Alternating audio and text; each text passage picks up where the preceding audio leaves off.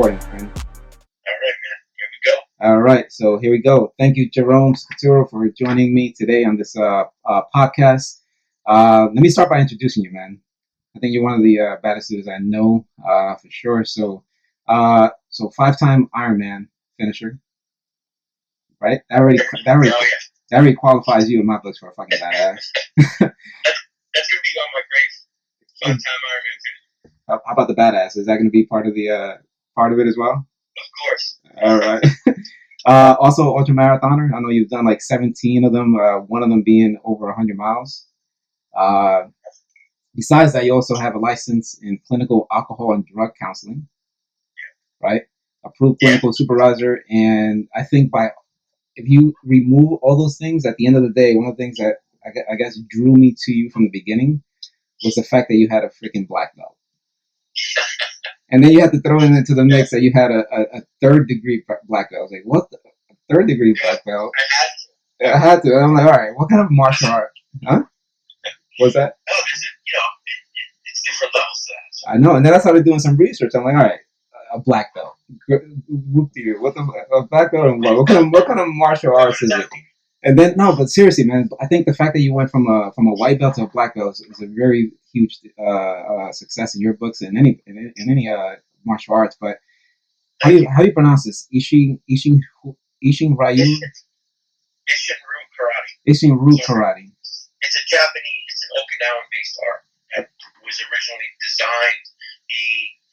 The originator worked with the American Marines that came over.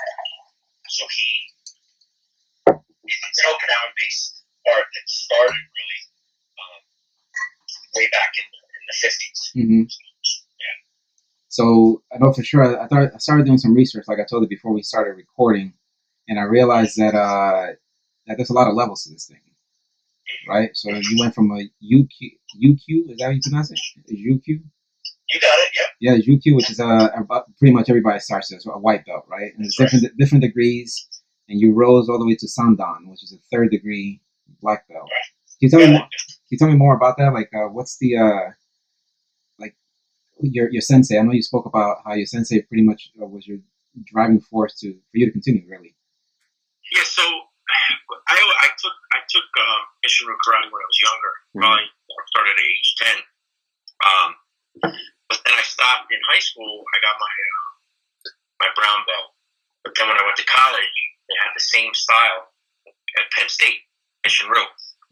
So I was reintroduced to it, and I was reintroduced to my sensei, and his whole dynamic of training and getting the best out of yourself kind of was the driving force behind my biggest change in my life, that fork in the road, so to speak. So yeah, and it was just his dynamic and the way he trained, and I loved his style and how he did it. I mean, he broke you down and made you become better from looking at those things inside yourself that you needed to work on without even knowing it through movement.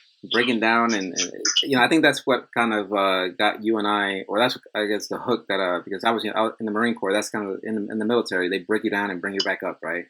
Well, yeah, he was a Marine, former Marine, so he taught kind of militaristic. Yeah, nothing wrong with that, right? No. So when did you actually start doing the karate or the martial arts? So I started at age 10, and I got all the way to brown belt. But in high school it's different. I'm doing different sports and everything, so I stopped. Yeah. But it was always in my blood watching Bruce Lee when I was younger to get to kind of like that black belt level. Yeah. He was a little with the nunchucks and all that stuff, but so it was always in my DNA, to do it. I had a passion. So when I went to school and I saw it, I was like, I'm in. And I already had a lot of the katas, which is forms of training in me, so I moved quickly through those different belts. And that's what I have over here. I started reading about the katas. A lot of your research. Man, I knew we were having conversations, so I had to do my research. No, but I think the katas, you know, you have to learn so many to basically demonstrate that you have the capability to do it, right? But that makes you a badass anyway. So, well, technically speaking, when you have that type of training, meaning on that level, and you reach that level, black belt level, it's kind of it's directly stated that you know how to not only defend yourself, but you know how to protect yourself and others. You know? So that's where it comes from. I mean, if it's official, right? I have an official certificate. Actually, I'll show you. Oh, you got it right there. So this is an official certificate from Okinawa. No shit. So it's signed and printed. Now, have you gone to Okinawa before? No, that's actually on my bucket list someday. Is actually to go to the dojo, the original dojo, where the founder, who has passed away, the founder started. That's one of the goals. So. Okay. Well, man, I know traveling is on everybody's bucket list, and you know, this is one of the reasons why I decided to actually launch this podcast. Tough times right now to freaking travel anywhere. Yeah, exactly. But before we get there, let's. I want to make sure that we keep talking a little bit more of your background. So you went on a mission to get a license not just to kill, but a license to help people, and I really mean that from the all bottoms of the heart, right? So a license to help people, and that's kind of where I met you. What was it, like 10 years ago? And I was going through a rough time myself, and you helped me tremendously just by being yourself. I didn't feel that you needed a license, but for sure you have the license. Can you tell me what is it? I tried doing some research on this license, and it's a really interesting dynamic that you basically. I don't want to make sure I respect what you guys do. Substance abuse counselor, right? Is that what? Yeah, substance abuse, alcohol and substance abuse, and then also mental health counselor as well. Right. Licensed professional counselor. Yeah. So that's a lot going on there. Have you been still going to work, or has this pandemic impacted you at all? Good question. So I'm considered essential in the hospital as a counselor. Okay. Which I think, you know, being on the front lines, that's part of it too, right? Mental health and helping people and actually helping vulnerable people. So I deal mostly in an outpatient unit. So that means the patients come 3 hours, 3 times a week, outpatient. So they come in, we do group therapy, we do individual therapy, and they leave. Okay. And most of it is substance abuse and alcohol use disorder. And most of them are coming because they've been forced to be there legally, probation, DIFUS, which, you know, the children are involved and such. So they've been forced by the legal system, I guess. Most of them. Most. Rarely does someone voluntarily come in there. Now, have you seen anybody go in because of this pandemic and anything that they're going through right now? Well, it's just substance abuse and alcohol, so they're only coming in for that. Okay. They're not coming in for the COVID-19. But they are. The hospital I'm at is actually transforming a part of the unit for COVID patients. What hospital is it that you're working in right now? So it's Newbridge Medical Center in New Jersey. Okay. And I know for sure the rates in New York and New Jersey have just skyrocketed, dude. Yeah, and I'm in Bergen County, so it's increasing over here. So Bergen County. Actually, no, go ahead. Sorry. Yeah, the hospital I work at. They're building a testing site outside. Mm-hmm. It's just the county. A testing site for what? For COVID. The COVID. Oh, okay. Yeah. I mean, I'm a Jersey boy myself, and you mentioned Penn State before. I kind of avoided saying anything about Penn State, just because obviously, I live in Ohio right now, and by sheer luck of where I am right now, I became a Buckeye. So. Oh, really? Yeah, man. We gotta end this now. The conversation's over. Oh, the heck? Oh, no. I thought you're gonna tell me like you transformed into like I don't know. opposite of the Yankees or something. No, man. So we have to end this right now. You said since obviously you're a Penn State grad, I'm a Buckeye grad myself. Big rivalry in football. Wow. But sports, man, sports is another thing that's been hitting the economy right now with the pandemic. Yeah. And that sucks too, because I know you've done ultra marathons, triathlons. Which tries have you done? I've tried doing some research on that, and well, I'll keep it simple to the Ironman. So I've done Louisville, I've done Florida, okay, I've done Canada, Mont Tremblant, Colorado, and Lake Placid, and then I attempted Maryland 2017 Ironman, but I had to drop out 70 miles into the bike. I was having some, and we could talk about it. I was having high anxiety at that time. I was really going through a lot in life. So what year was this? 2017. Oh, so it was pretty recent. Yeah, I actually had to get a stress test. I literally thought I had a heart attack. Wait. Hold on a second, Jay. So after you swam, for how long did you swim? So it's so the Ironman's 2.4 miles swim. Okay. 112 mile bike, and then a marathon again. So after you swam 2.5, you said, or 2.4 miles. After you swam, you hopped on the bike. Butt butter? Did you put any butt butter on? Of course. All right. I just do that in general. So. All right. So you. Now, seriously, from a strategic perspective, do you apply that before you swim or during the transition? Well, I just during the transition I put it on, because when you're swimming in the wetsuit, that could come off, Okay, all right. But I also keep some on my bike too, just in case. So I have a lot of respect for triathletes. I'm a ultra marathoner. You're both, right? So you're a triathlete and an ultra marathoner. Well, don't let it get twisted. Your viewers got to know you're a beast too, man. Ultra marathon. No, come on, man. You're the beast here. No, but seriously, I think from a strategic standpoint, one thing that I used to do was plan my entire journey in an ultra marathon. Meaning that if I know I'm going to go 100 miles, I literally planned out anything and everything that I possibly could. Meaning from Vaseline, I compartmentalized in little baggies Vaseline instead of having a jar. Because the first time I ran, it was 100K. I think you were in it too. That's when I passed out, right? That's right.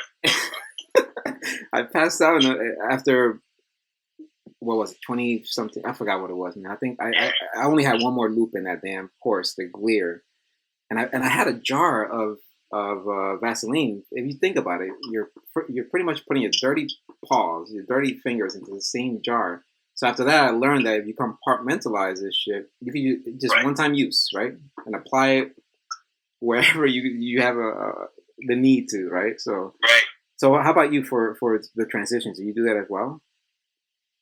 Yeah, I mean, preparation's everything, right? Like you mentioned, like you had stated, and I remember when we were doing races, it's all in the little minute details.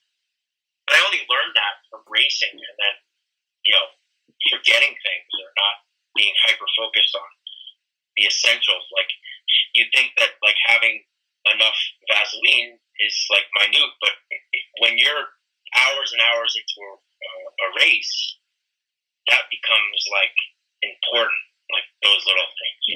Yeah. So, and preparation. I know that the with this pandemic that started in China. They say that it may have started in China. We still don't know yet, but wherever it started, it just blew up there, right? And right now we're pretty much. I'm assuming you're on lockdown in New Jersey, right? Oh yeah. Right. Yeah. We're in Ohio. We're on lockdown, and one of the things that the governor over here, the Governor DeWine, he did from the beginning, man. He canceled there's a big event over here called the Arnold. You've probably heard of it. Yeah. So a lot of people come in from all over the world, and they cancel that shit. So when they cancel that, I was like, whoa, that's kind of when I started saying this is getting serious. They're actually considering canceling one of the biggest events in town in the country. Or so preparation is a key, right, to pretty much anything. It sucks that we're going through this, but I did ask you about the pandemic and over there in your hospital. How's your hospital handling all this stuff? It's good. There's a lot of protocols that they have. I mean, for example, like you can only go through one entrance, and every person that goes through has to have their temperature checked. Okay. And if you're not an employee, you have to verify where you're coming from. And then masks are all over. Everything, Purell, everything's filled. Soap dispensers filled. Everything. So it's a little eerie. It's a little eerie, but I feel like, I just feel like I'm doing a cause. I'm doing a good cause. I'm helping people. I'm trying to help them work through their anxieties and fears. Right? I mean, this is where we're tested the most. But this is where and we'll talk about it. I'm sure about preparation. Yeah, about preparation, but preparing for. As a society, I think we want to prepare for good all the time. Everything's going to be great. I'm not going to have any fears. I'm not going to have anxiety. But we're faced, and that's not true. Yeah. So for me, I think I'm staying calmer because, we've dealt and prepared for fears and anxieties. I think through our training, goals, reaching goals, right? The challenge of that, what that looks like, and frustration, and all those things. So.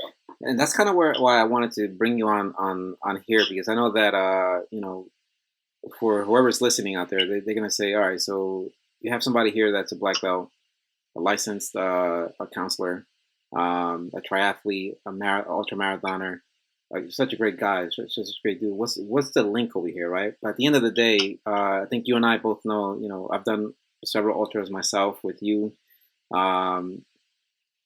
It's a couple things that you could do to prepare, right, before any race, any sport, right? I know I keep focusing on triathlons and ultra marathons, but there's a lot of sports out there that you could dive deep into.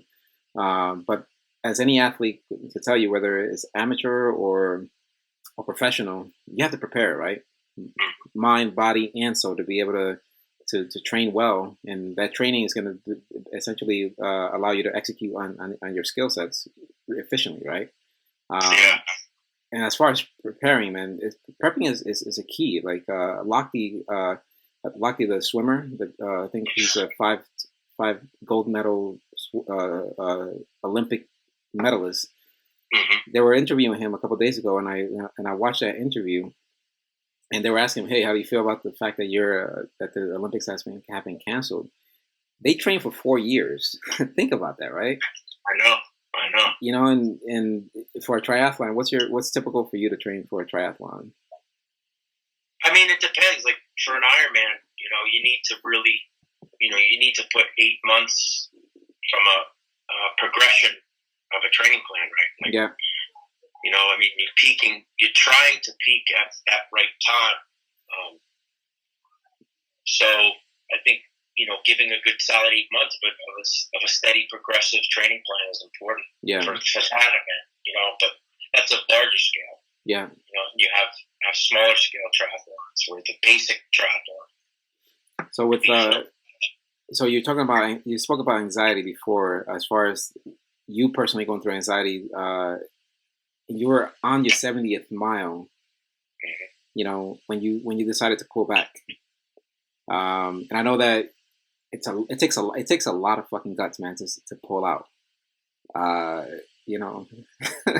It takes a lot of guts to pull out, but I myself had to pull out a race too, right? I'm not sure if you remember, but I did the Keys 100 where you start at Key Largo. And the whole goal is to basically go for 100 miles to Key Largo to Key West. Brutal fucking course. I thought it was going to be simple. I did prepare for it, mentally, physically. But it just took the best out of me, man. It was hot as shit. It was flat. I wasn't prepared for that. I'll tell you right now. It was very flat. And I got chafing in areas that I never really considered that I could get chafing. And that took a lot out of me mentally because, I'll tell you, at 4 o'clock in the morning, we kicked off. We kicked off at 4 o'clock in the morning. So I got up like at 2 o'clock, 2 hours before with anxiety. I was nervous as hell, like, just normal butterflies that you get. And then when I kicked off at 4, like everybody else, I was mentally, I was there. You know me, when I get there, man, I had no shirt. I was just pumped up with my 2 water bottles. You're a different breed out there. And I was just, was that? Everything about you out there is different. What's that? All I keep remembering is the song Super Freak in that one race, remember?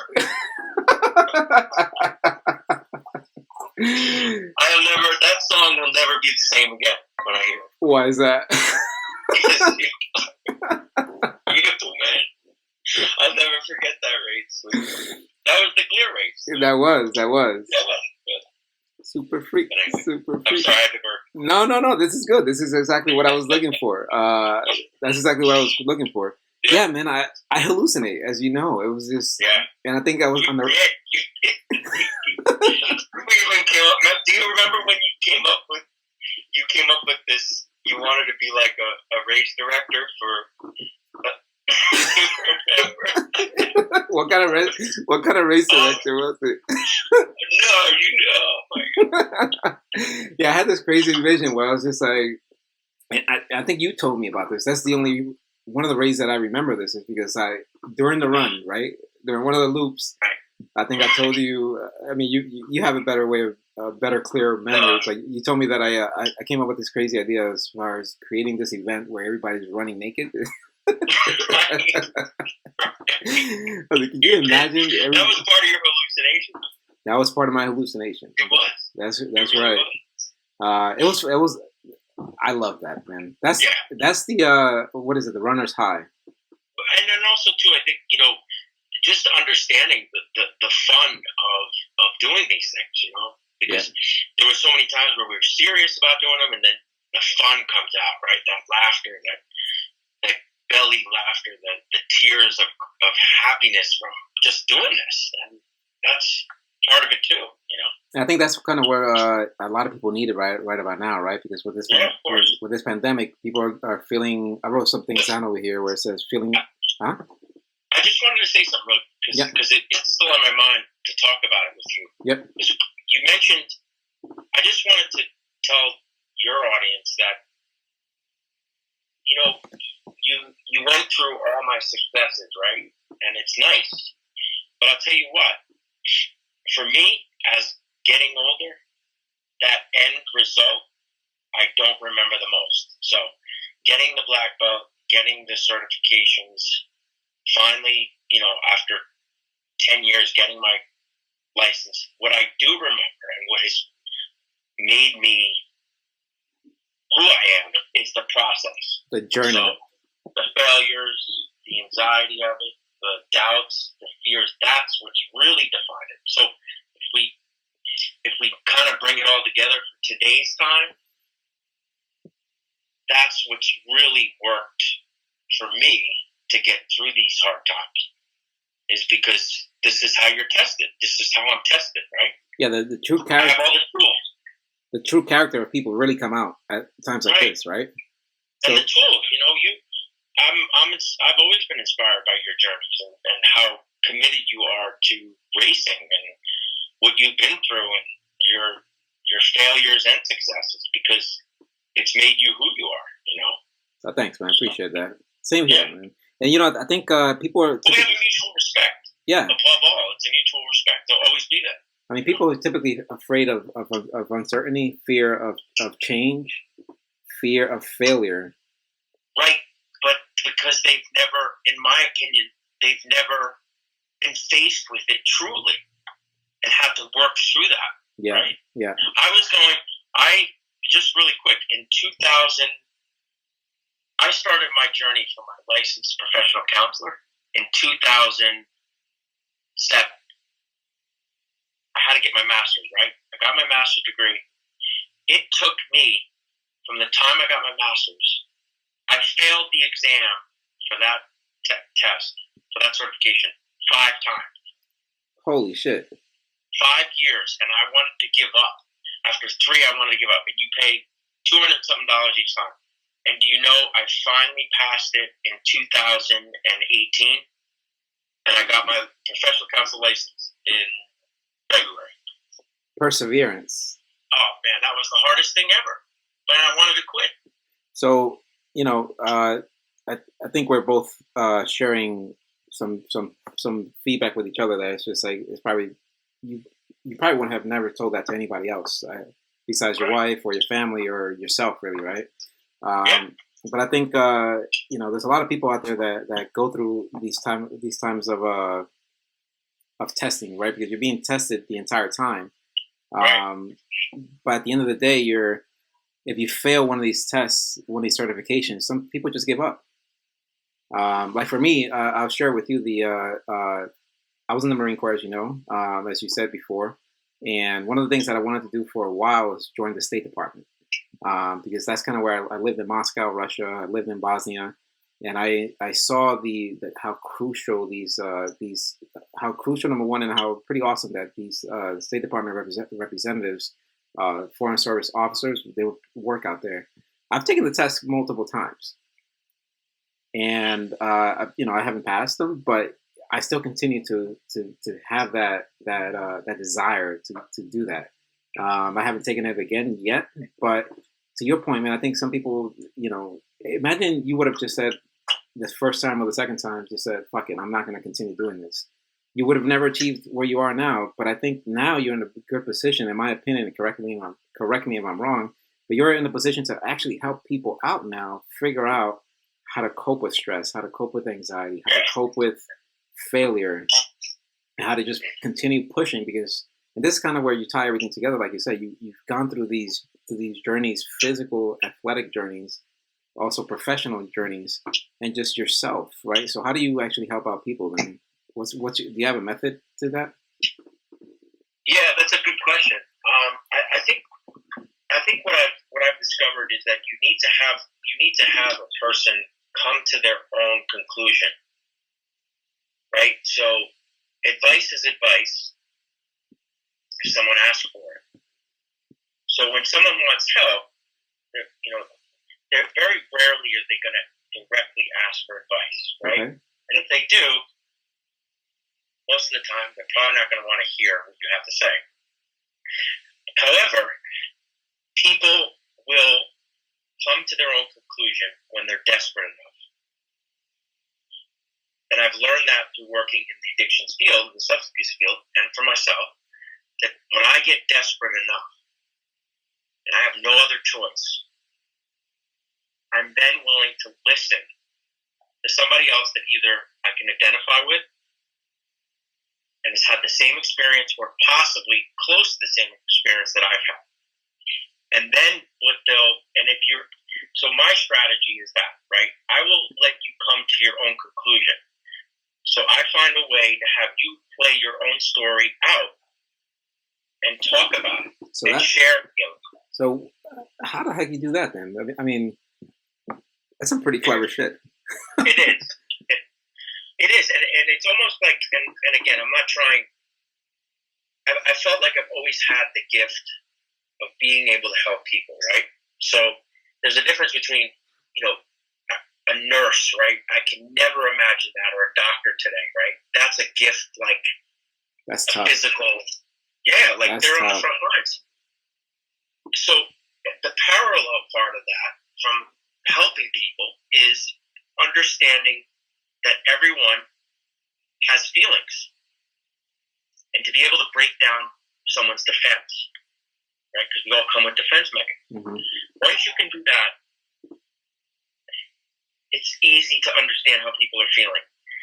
And the gift part of it, I'm saying, is that I have an ability. People feel comfortable around me enough and trust me enough to tell me what they're going through.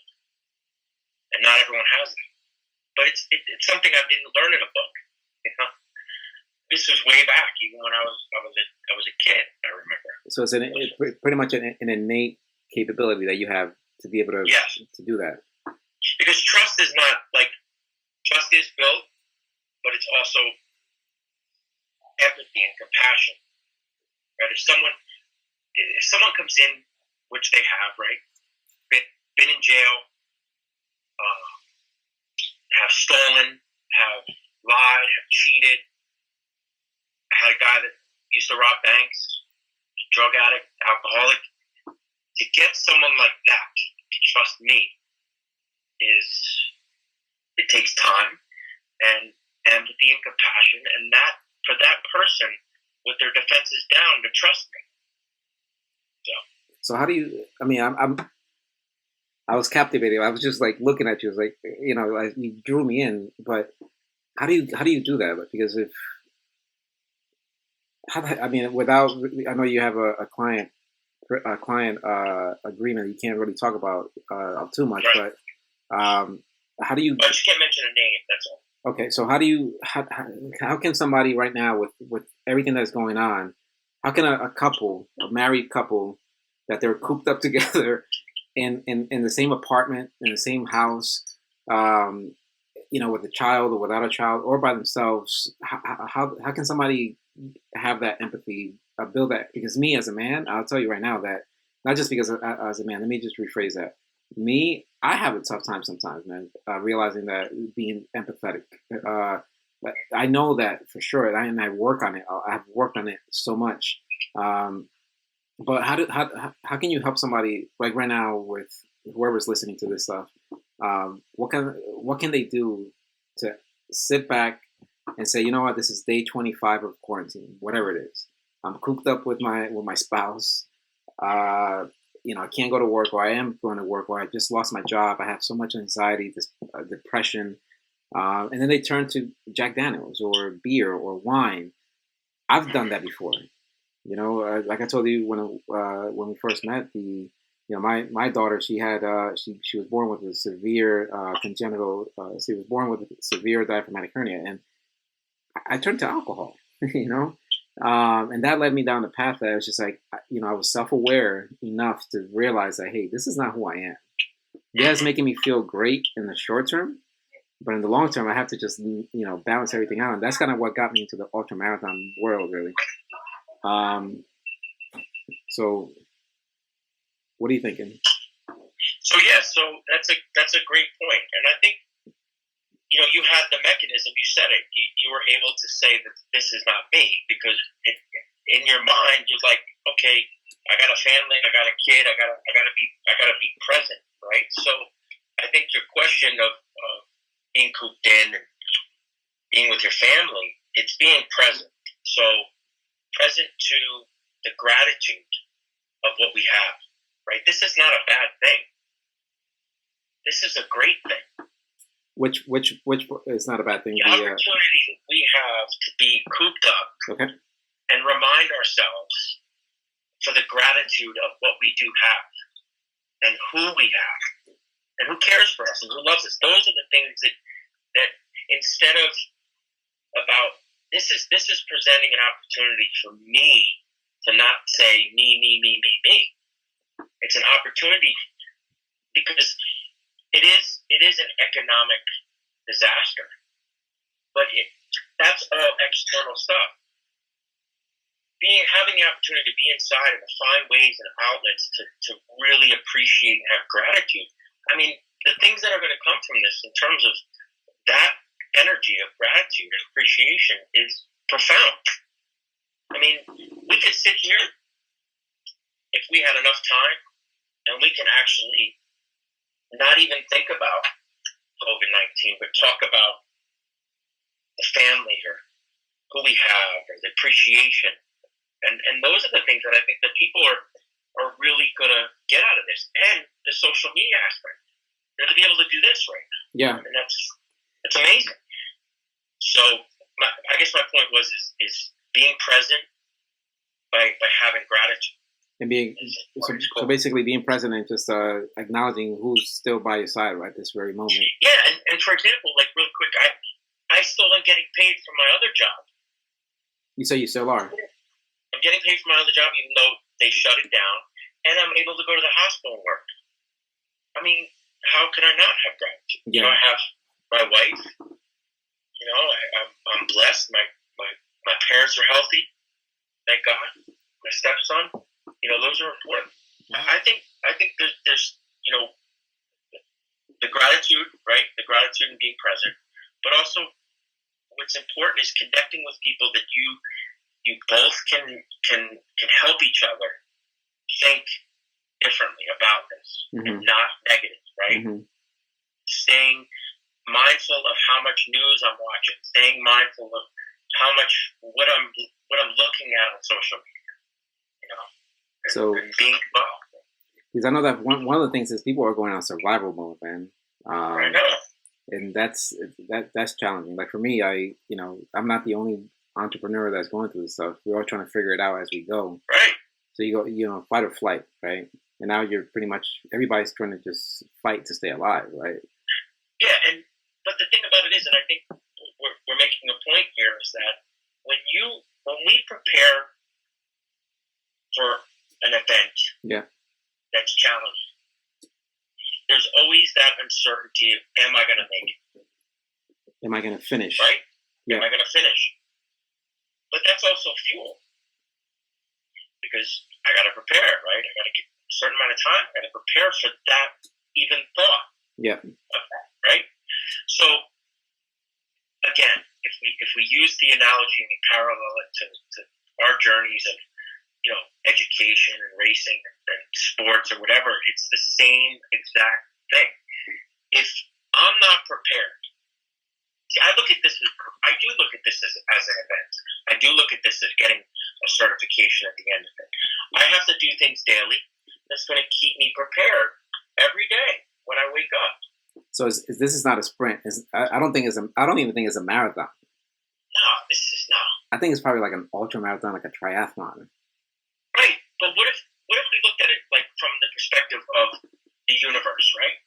Maybe whatever you believe in, whatever higher power, I don't know, whatever it is, maybe it's challenging us to get back into working these parts of ourselves that have to rely on appreciation, gratitude, being present, challenging us again. Yeah. Or as a society. I'll see. So you think it's the universe talking to us to get ready, prepare? Yeah, whatever your higher power is. I don't know.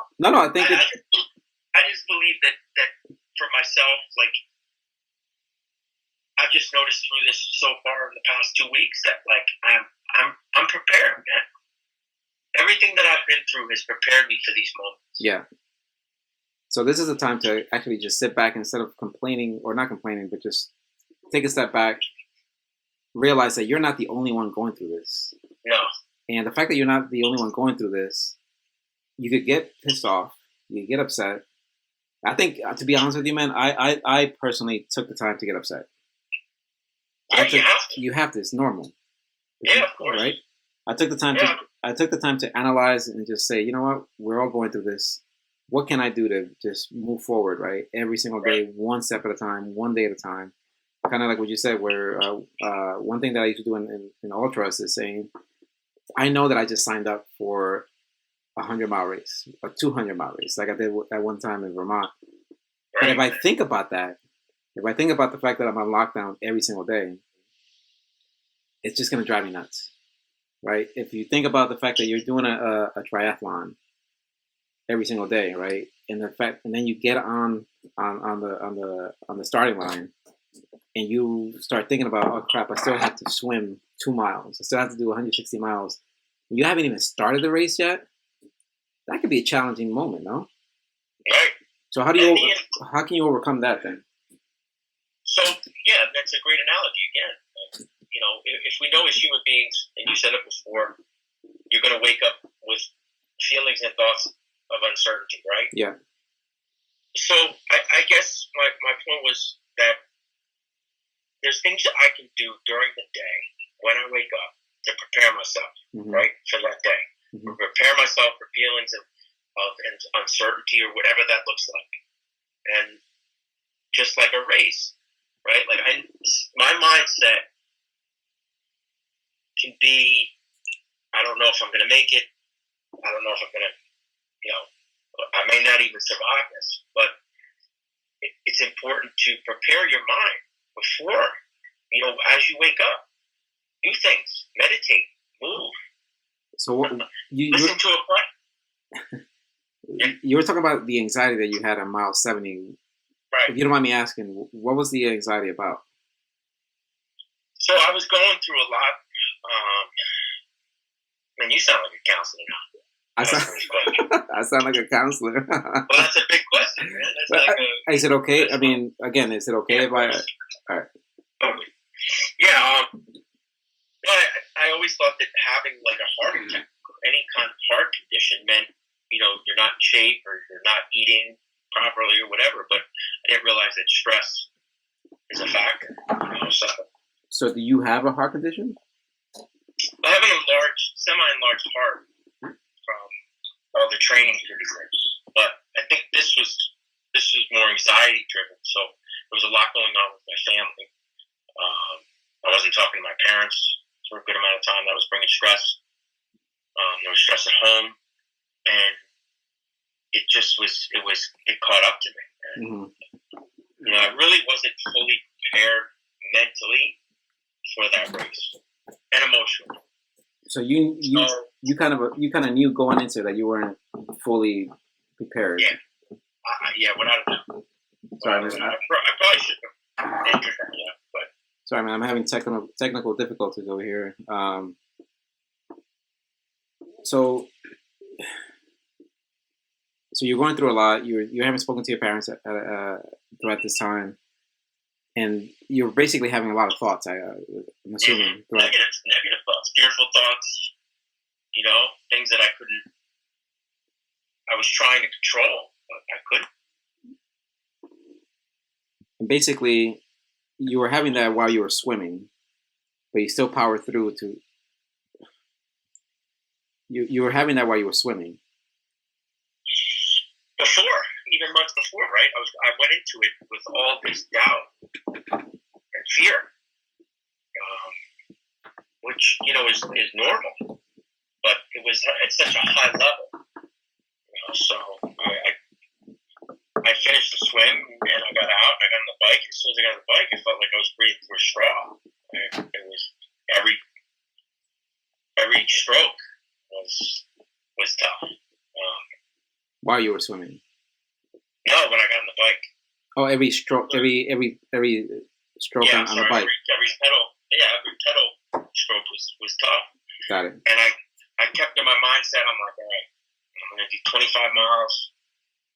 And the wind was really bad there. So I had the wind popping in. I was going like 14 miles an hour, which is like, I was battling in my head. Like, that's slow. That's really slow. I can't do this. People were passing me. Mentally I was feeling defeated. So self-awareness is a huge part of this.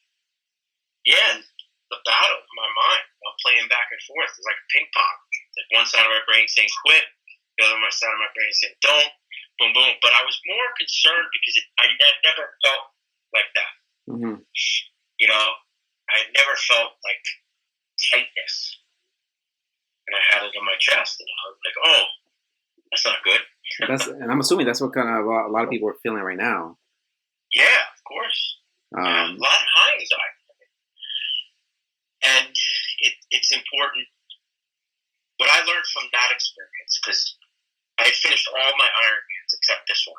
But what I did learn from it is that having a daily practice of self-care, right? Self-care. What does self-care look like for you? And everyone's different. For me, I make it a point that I do some sort of working out, some sort of training, physical, and then I try to meditate. Meditate's helped me a lot. Meditation. So how can somebody somebody from Ohio, can they call you? Somebody from California, can they call you? Are you licensed throughout the whole U.S.?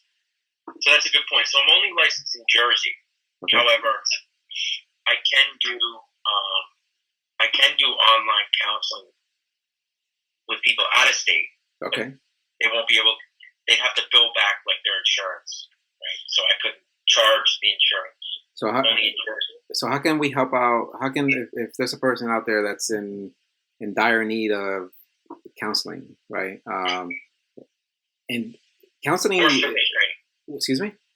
Or fitness training. Counseling or fitness training, and just because you get counseling doesn't mean that you're weak, right? It's just because a lot of people have this feeling that I'm not going to get counseling because that's only for weak people. In my opinion, I don't think that's accurate. And what's great is that myth is really phasing out. It's phasing out because more people are understanding that they need to rely on talking, sharing their feelings, and not holding that in. So that really, I found that like anyone that feels like they would feel less than by going to a counselor. Mind you, I'm a counselor, and I've been going to therapy since I was like 16. Oh, so okay, so you still have the need to do that. Oh yeah, right? So how can I would go crazy if I didn't talk to somebody else. So how can somebody get a hold of you then? Yeah, so they can either call me. Maybe you can leave the contact information. Yeah, so what I'll do is go ahead and say the number because I'll basically put that there. That way people can hear it. What's your phone number? So 908-672-4290. You can call me anytime. And even if you're out of state and your pay is limited at this time, and I understand, we can work on a sliding scale. That's totally fine. I'm open to that because my main objective is to help and to really see people kind of get through this. And I read on your bio as well that Psychology Today, is that what it's called? Yeah. So Psychology Today is a website, psychologytoday.com. It verifies all counseling. So it's an official verified site that actually every counselor has to go through or can go through to get verified. I have to send my license in and everything. And it just gives a background of myself, my story, and then different interventions that I use. And I know that there's a pay scale that you have there. So you say you work with people, which I think is pretty admirable of you. Mm-hmm. So they could call you or they could email you? Yeah. And again, the first session is just, whether it's fitness training or counseling, it's an initial consultation. So that's free. Okay. So it's just an initial consultation to go through.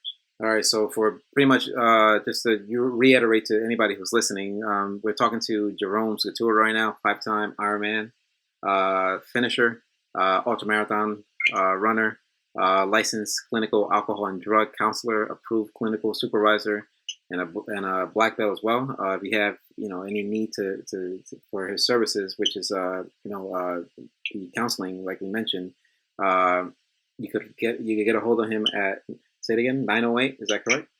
Yeah, 908. Yep. 672-4290, or my email is drjman23@gmail.com. That's drjman. And basically, these are confidential conversations that you're having, confidential counseling sessions. You have that client privilege that you're not going to be, divulging information.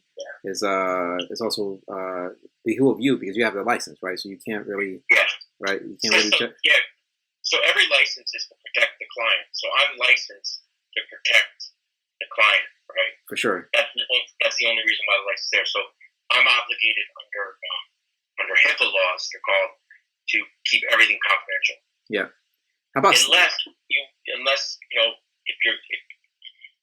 if you have a plan to harm yourself or you have a plan to harm someone else, I'm then obligated to report that. So. Okay.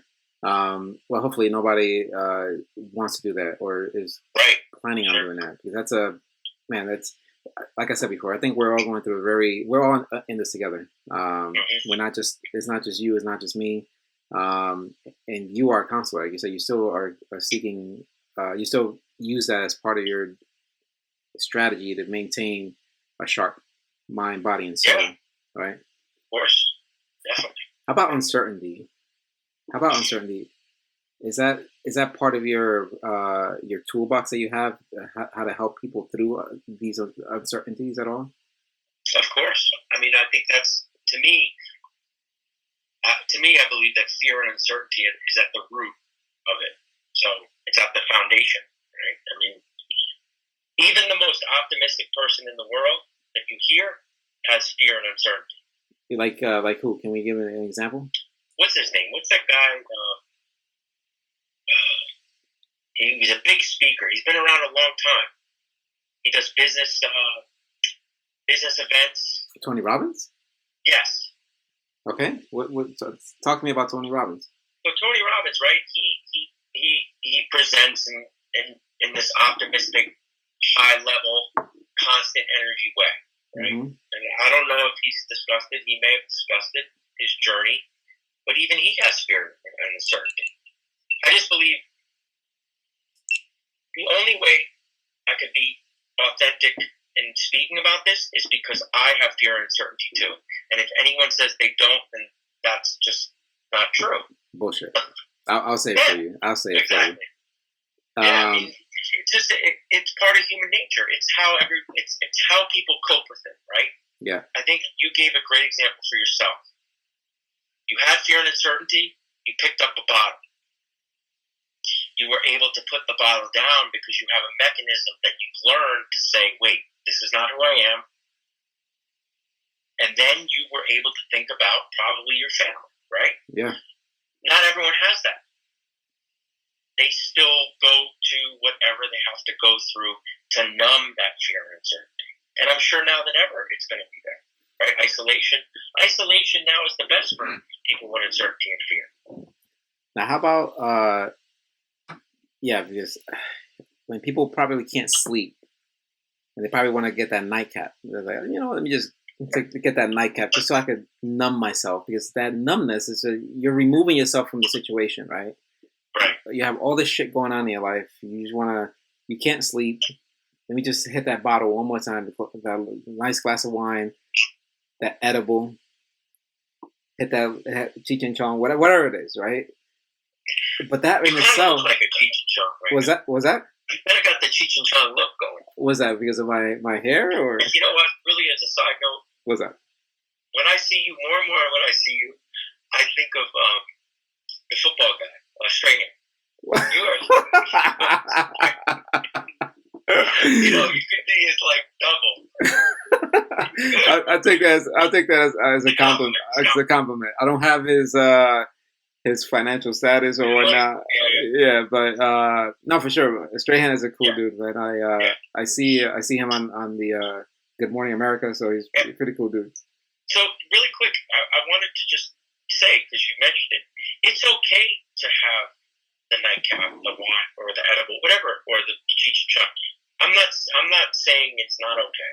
What I am saying is that if it's being used to numb, to forget, to actually escape, and things in your life become destructive because of that, that's what needs to be taken a look at. So basically, controllable, a controlled way. Or have these coping mechanisms that are positive. I mean, at the end of the day, it's not only alcohol. It's not only other, because you could binge on food. Of course, you could binge on pornos. Mm-hmm. You could binge on TV. Money. So you could put yourself like, hey, I don't drink, so I guess that segment is not for me. But you could overconsume on other parts of whatever you consume. Like I mentioned, I've heard people having addiction to sex, right? So you put yourself into this box of, before we had to go to the VHS store and hide ourselves to go buy a tape, right? A VHS. But now we could just hide on the web and so there's a lot of things out there that you could pretty much, like you said, be self-aware, control yourself as much as possible.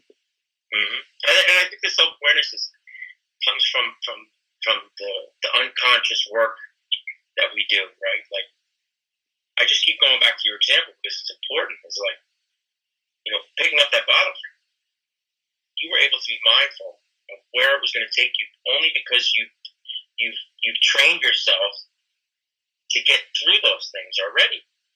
Like me on the bike, like me failing 5 times. I've been there before. So I know what it's like on the other side if I can push through it or work through it. I don't want to say push through it because that means, work through it. Yeah. Right? Other side will work out. Just like this. Just like everything that's going on. It will work out. Man, confession time. We could have. I think that's going to be one of the segments that we have on this show. But confession time for me. This is real stuff that I think. I haven't even told my family about this really. So I was in the MBA program at the Ohio State University Fisher College of Business. 18-month program and an executive program. And Jay, when I graduated.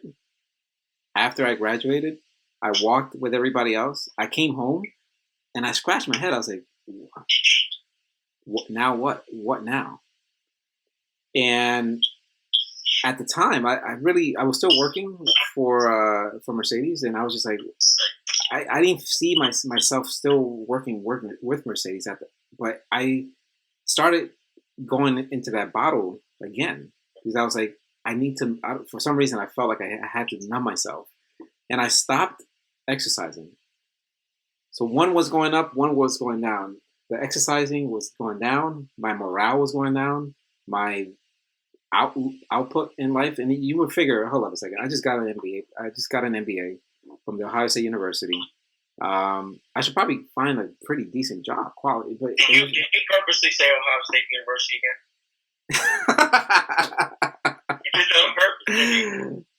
That year, actually, I think the Penn State, you guys beat us that year.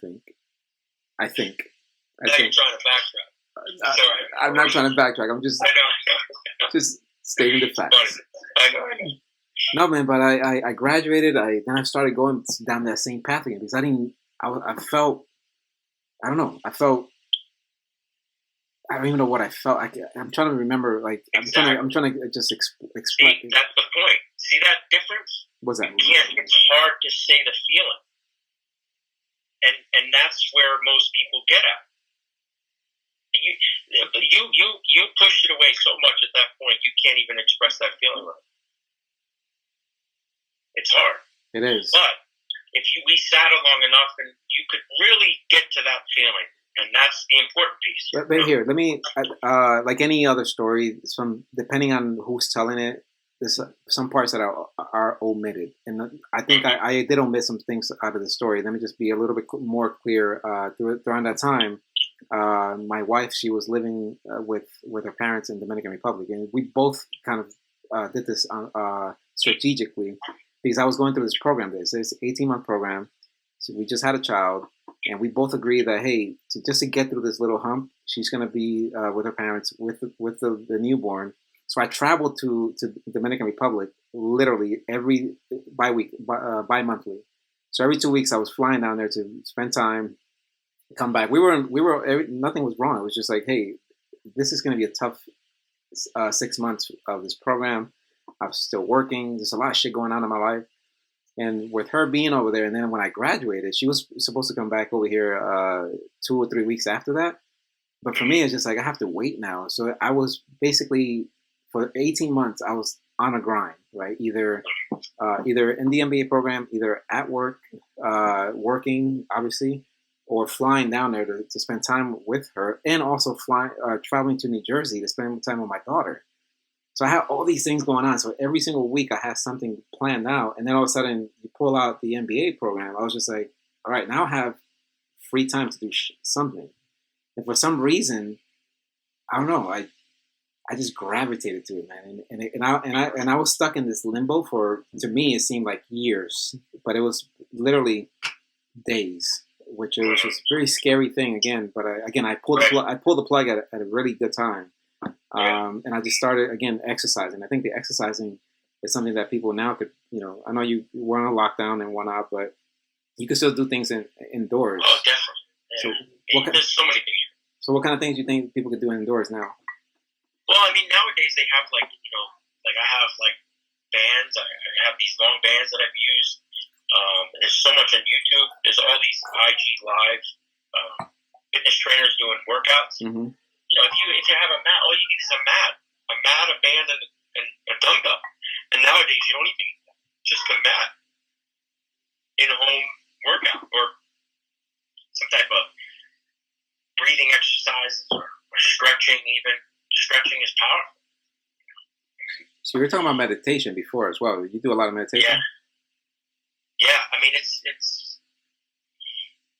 even if it's 10 minutes a day, right? Even if it's just 10 minutes a day of some sort of like guided or music meditation where you can have your brain. The thing about meditation is this: it's like if you're not familiar with it, that's why guided meditation is good in the beginning, because if you get someone good, they can guide you along. Whereas if you just sit there, your brain's going to take you maybe on levels that you can't control just yet. Mm-hmm. So it's important to do some guided first, have someone guide you. That way you can learn the fundamentals, I guess, right? Yeah, or learn, we're talking, right? So we talk in a way that gets our brain to go to places that are more positive. So if I meditate today, I'm silent, I know how to bring my brain to places that are more constructive in my thinking. So I'm impatient. I can't I've never meditated, I guess, but I hear a lot of positive. So how can the impatient person like myself, what kind of things can I do starting after this podcast or tomorrow? Start 5 minutes. 5 minutes. Just lie down for 5 minutes and put on a meditation sound and a timer and challenge your mind to just sit there for 5 minutes. Flat or? And if 5 minutes is too hard, do 3 minutes. Flat, face up, face down. I'm assuming face up. Flat on your back. Because if you sit up, you're going to think more about the uncomfortability about sitting up. So lie down like you're sleeping. All right. And challenge your brain to just whatever you think, let it happen to 3 minutes, whatever it is. So meditation is you're actually thinking about something.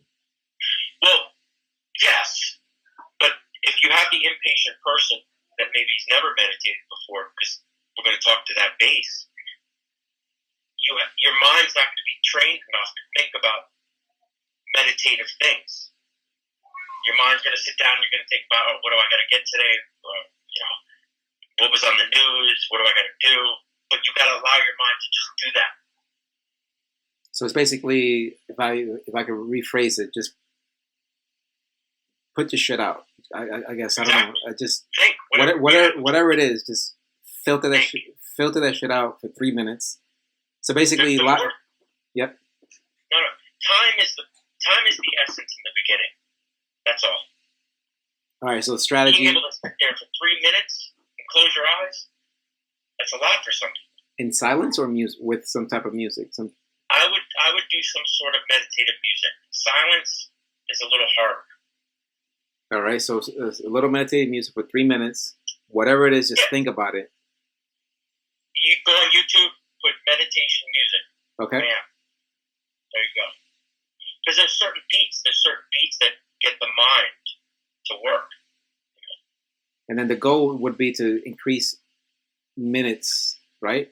Like I wouldn't recommend listening to Super Freak while meditating. Why not? That's something that I was definitely listening to. In your case, I don't know. How you doing? How you doing? All right, so no Super Freak, but just Google whatever meditation, calming like music. Meditation type of music. Yeah. Awesome, dude. I think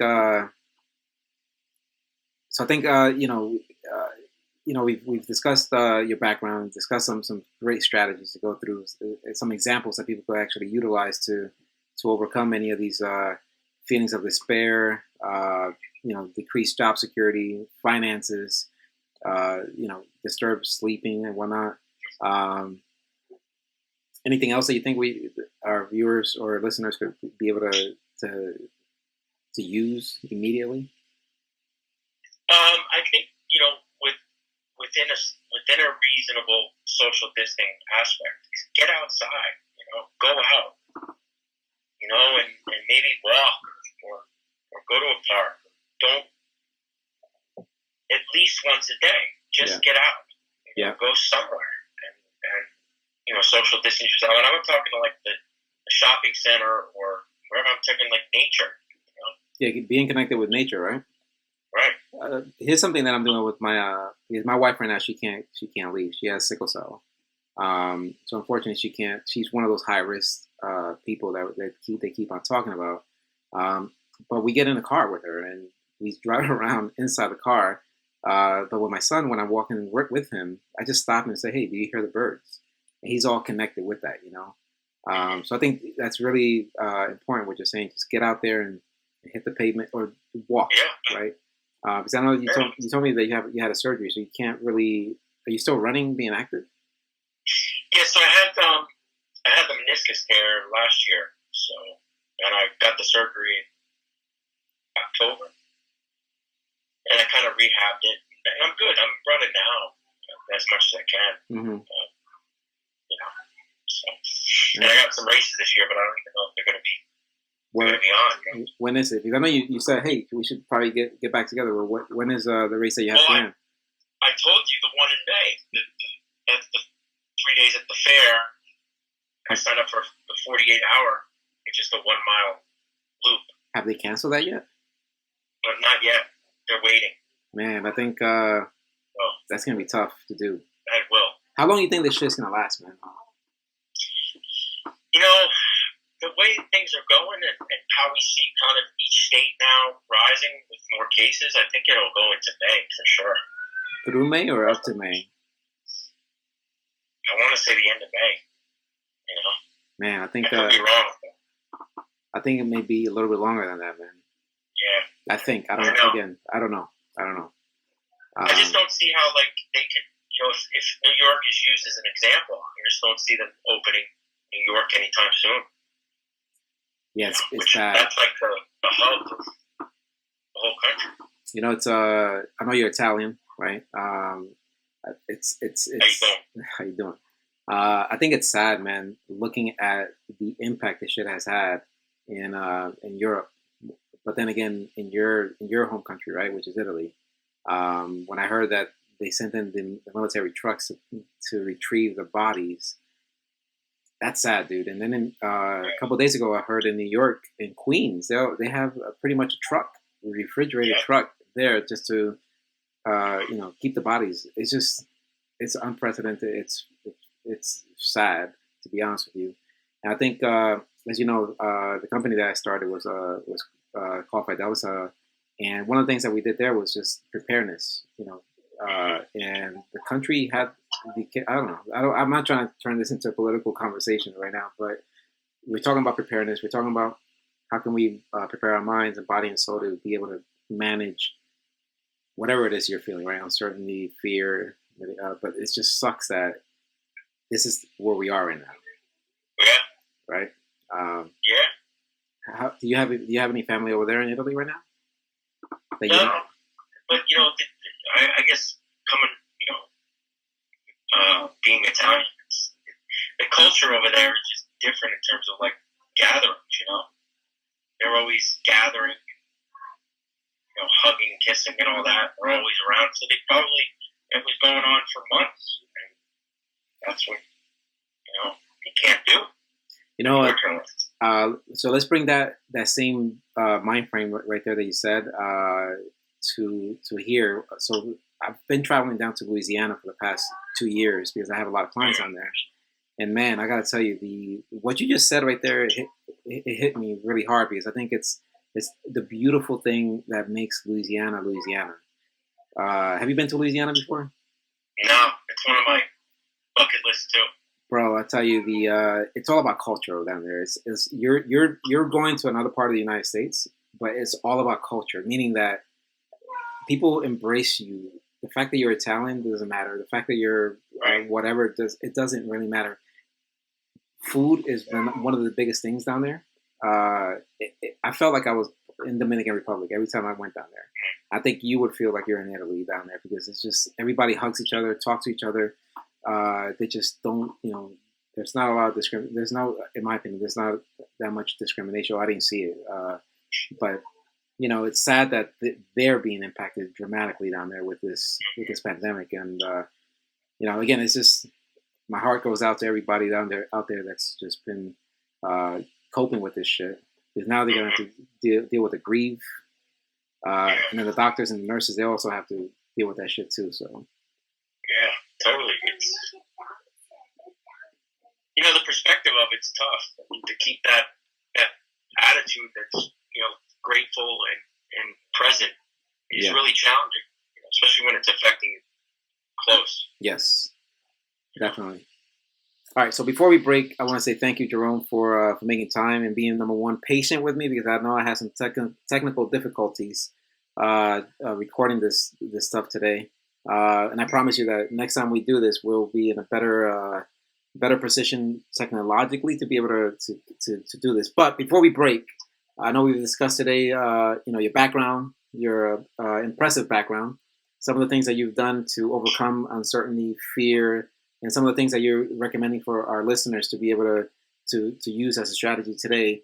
And one of the biggest takeaways that I have is that don't listen to Super Freak when you're doing a meditation. Mindfulness, yeah. Mindfulness. However, afterwards, you could definitely listen to Super Freak by Rick James, bitch. No, but seriously, I think number one, thank you so much. What does your schedule look like for today or to this weekend, the next week? Are you still working with clients? And if so, what are the things that you're doing that maybe somebody could say, hey, I want to be part of that. I want to, that may be free. I don't know. Or maybe besides the counseling or something that's, I don't know. What kind of things are you doing? So back in July, I found this online community. It's called recoverydharmaonline.org. It's recoverydharmaonline.org. So it's a Buddhist-inspired approach to recovery. And back in July, I found it. It's online. It's on Zoom. So there's meetings. There's different recovery meetings. There's usually 2 or 3 meetings every day, and it's all Zoom based. So everything that's going on now, even all the AA and NA meetings around here and all over the country are going to Zoom because you can't be in a group. You gotta be safe. You gotta be safe. So what I do is I host 2 meetings a week, a Friday night meeting and a Sunday morning meeting on codependency through that link, recoverydharma.org. It's free. It's a free service. I do it for service, and I host the meetings. And now we've been getting 70 to 100 people on each meeting through Zoom all over the world. It's beautiful. There's a sharing portion. There's a meditation portion, and we read the Recovery Dharma book, which I have right here. So it's all Buddhist inspired. Did you write that book? No, actually, I didn't. But the guy who founded it, Gary Sanders, wrote it. It's a great book, and there's no discrimination in terms of recovery at all. So you can have any form of recovering from whatever, or you can just be dealing with the stress and anxiety from what's going on from COVID-19 and join. So recoverydharma.org. Is that what you said? recoverydharmaonline.org. Okay, recoverydharmaonline.org, hosted by you. Yeah. Hosted by you, right? Yeah. So I do a Friday and a Sunday. Friday night at 9 p.m. Eastern and Sunday morning at 10 a.m. Eastern. But there's meetings every day, different hosts.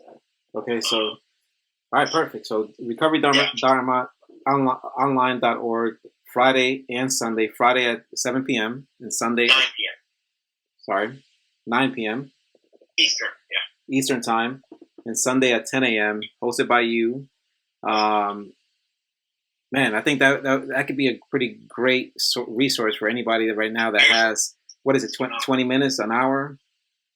So it's an hour, but we've been extending it to an hour and 15 minutes because there's so many people on there. And what we do is we do breakout rooms. So let's say there's 100 people, we'll have 3 co-hosts that will break out into 3 rooms, and there'd be like 25 or 30, 30, 30. Or, that 100 gets split. So you're not, so everyone gets an opportunity to share, if they will. So is it talking, or is it listening to you, or is it interactive? What does that look like? Yeah, so it starts out with introductions, and then we move into a couple of readings about on the recovery dharma, and then we do a meditation, which is usually guided. Like I would read from a script for my own meditations, or I would share a meditation that someone's already done, and then we would move into a sharing portion, and everyone would have an opportunity to speak if they want. So they raise their hand on Zoom, on the Zoom app, and get an opportunity. So it seems like you got to get ready for your session tonight at 9 p.m. No? Oh yeah, I know. And it's great. It's like it's kind of this kind of back and forth feel to it, and you have other people you're sharing your experience with. There's a lot of fears that people get out and talk about. Yeah, right. All right, man. I don't want to hold you. I know you're a busy man. Thank you again for coming on the conversation hosted by me, Luis Ramirez, and again, thank you so much for your patience. The conversation with Luis Antonio Ramirez, and I'll be recording more sessions. Jerome, you're more than welcome to come on board anytime in the future. And namaste, I guess, right? Namaste, baby. There you go. Signing off. Thank you.